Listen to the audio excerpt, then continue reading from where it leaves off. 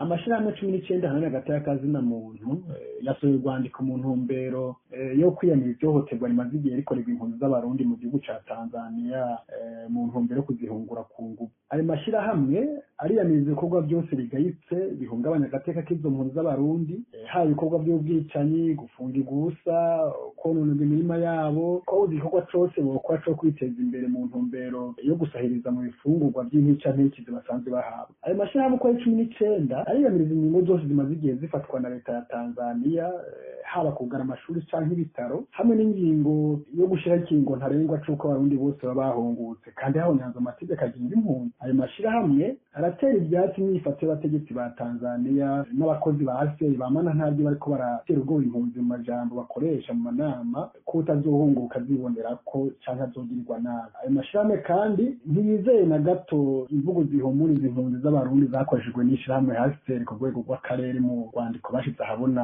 kwa 22 Rusama 2024 ivuga ko leta ya Tanzania yemeye ko impunzi z'abarundi zizohungurwa ku nguvu kubera ko babonanye bakaba baravuganye, ariko twebwe ntituvyemera kubera ko ibikorwa byose byo guhohotera impunzi mu ntumbero yuko zotazikomoka byarabandaniye. Kuri ibyo byose rero amashirahamwe uko ari 19 yateye umukono kuri urwo rwandiko arasaba ibi bikurikira: kuri leta ya Tanzania guhagarika ingingo zose zo guhohotera impunzi z'abarundi biboneka ko atakindi zigamije atari kubahungura ku nguvu, kubaha amasezerano agenga impunzi yonyene ubwayo yateye ku mukono. Arasaba hase kubaha no kubahiriza igikorwa bashinzwe cyo gukingira agateka k'impunzi zose ziri muri Tanzania, kwiyumvira integuro yo kwimurira impunzi z'abarundi zibishaka mu bindi bihugu bishobora kuzakira no kuzikingira. Ayo mashirahamwe uko ari 19 arasaba ishirahamwe rya Afrika y'ubuseruko gukoresha ingingo zose rihabwa n'amategeko kugira ngo ribuze leta ya Tanzania kubandanya ihohotera impunzi z'abarundi ziri mu ico gihugu. Arasaba kandi ishirahamwe rimwe bwa Afrika gutegeka leta ya Tanzania kutabandanya ihonyanga amategeko yiyemeje yubahiriza impunzi na kiremwa muntu nk'uko yapfundiye. Aya mashirahamwe arasaba amakungu kubandanya kwikiranira hafi biriko birabera muri Tanzania ibikoresha impunzi z'abarundi mu ico gihugu ca Tanzania. Agasaba kandi n'ibihugu bisanzwe byariyemeje gushigikira ASEI kongereza imfashanyo igenewe impunzi muri Afrika y'ubuseruko kuko biboneka ko zugarijwe n'ibibazo by'ubukene n'inzara. Ayo mashirahamwe arasaba kandi amashirahamwe akorera mu makambi y'impunzi muri Tanzania kubandanya kurikiranira hafi iryo hohoterwa